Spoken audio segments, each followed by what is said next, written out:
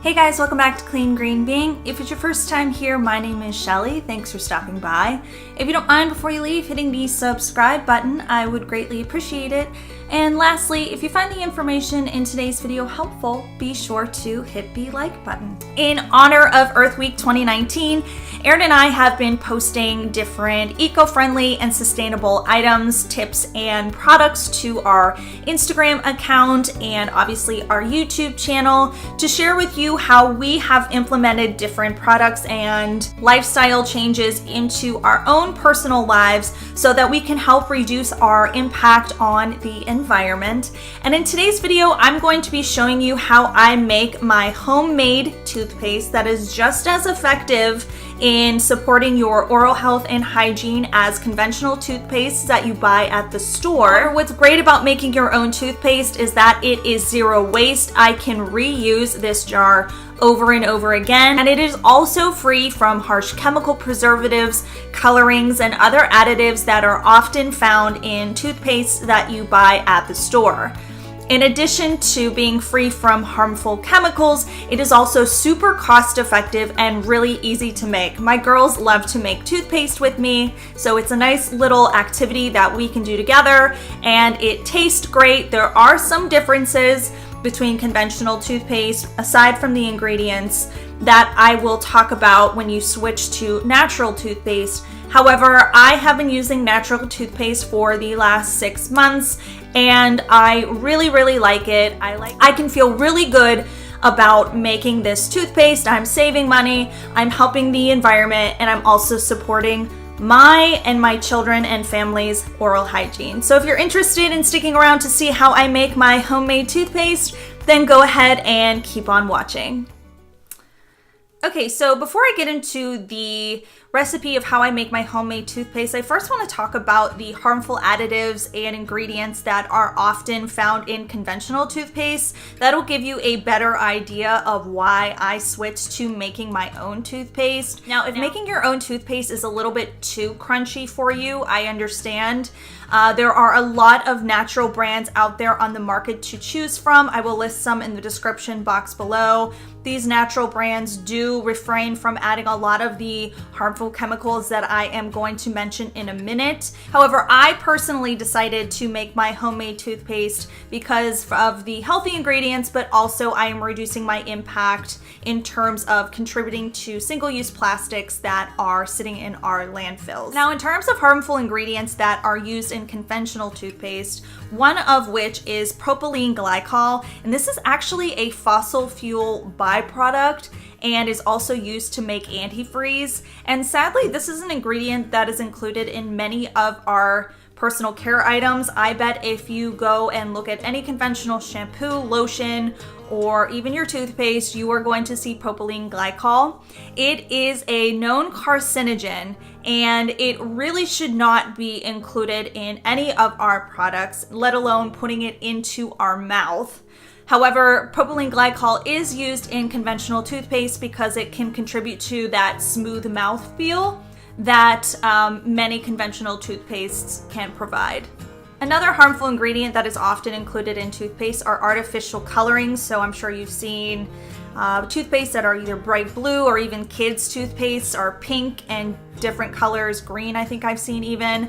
And artificial colorings are contributing to behavioral issues, endocrine dysfunction, and even cancer. So there's really no need for your toothpaste to have any color. It's more for marketing and things like that. So that is another reason why I make my own toothpaste. I just have no desire to ingest artificial coloring that can harm my health and especially my children's health. Another big ingredient that is known to cause health issues is sodium lauryl sulfate. That is another big ingredient along with propylene glycol that is often included in many of our personal care products.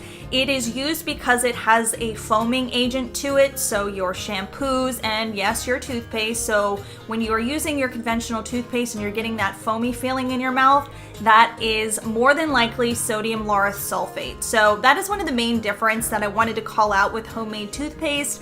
is that you're not going to get that foaming sensation. It is something you can adjust to, especially if you think about what is causing that foaming in your mouth. If it's going to harm your health, then you really don't need it. Titanium dioxide is another ingredient that is used in toothpaste, often to make toothpaste bright white. So if they don't have artificial colorings in them, it's going to have titanium dioxide, which is a white powder, as mentioned. And titanium dioxide has also been linked to poor gut health. So with all the other factors in our environment that are contributing to our poor gut and a disrupted gut biome, this is another one that you can easily avoid just by making your own toothpaste or finding natural toothpastes out there that don't contain this ingredient. And the last one that I want to mention is triclosan. This is a really, really bad one. It's up there with propylene glycol. This is used in antimicrobial soaps and other personal care products, and triclosan has been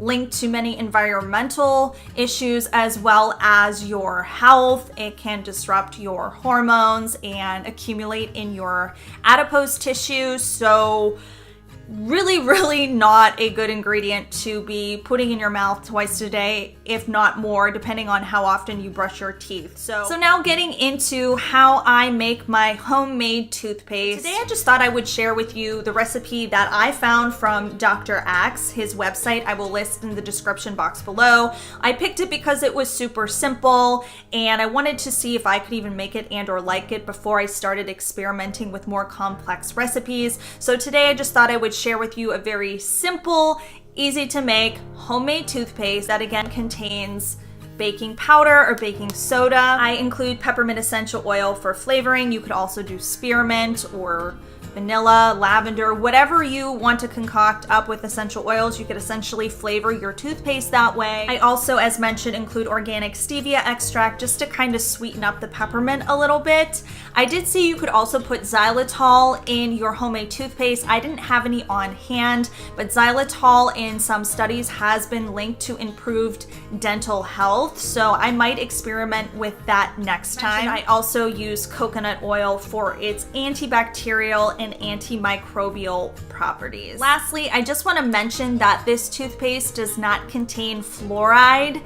I know that is pretty controversial. There are different schools of thought. There are questions out there in the dental and health community in terms of, does its benefits outweigh its risks?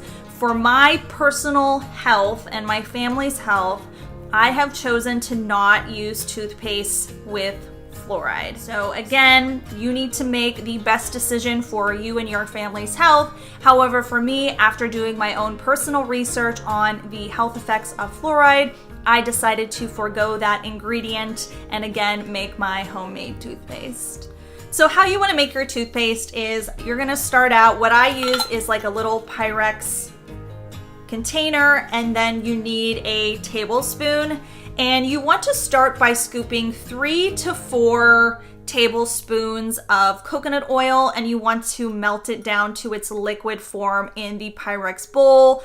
For my little container that I have here, I think I did 3 tablespoons of coconut oil, and I think this is a 4-ounce jar. Yes, this is a 4-ounce jar. So 3 tablespoons of coconut oil and all the other ingredients fit into this 4-ounce jar perfectly. And this is just a reusable glass jar that I purchased from my local Whole Foods, actually in their essential oil section. You could probably get these on Amazon. There's many different types of containers that you can use. I just happen to use this little glass one. And then you're going to use 2 to 4 tablespoons of baking powder. I used, I think, 3 tablespoons of baking powder, and I mixed it into the melted down coconut oil, and then you can start adding your essential oils. I like my toothpaste to be really pepperminty, so I think the recipe says 20 drops of peppermint oil. I think I did 30 or 35.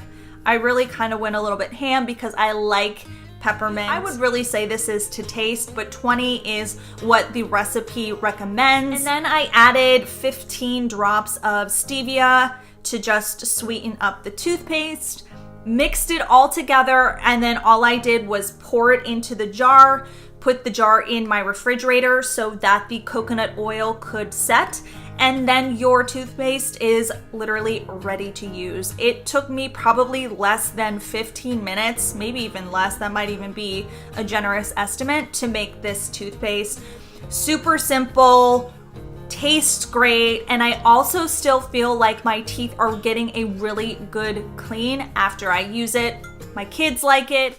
So with that being said, I just want to say thank you so much for taking the time to view today's video. Do you use homemade toothpaste? If you have a different recipe or a different ingredient that you think is really great, then please add it in the comments down below. And I just want to say thank you so much again for taking the time to view today's video. I really appreciate your viewership.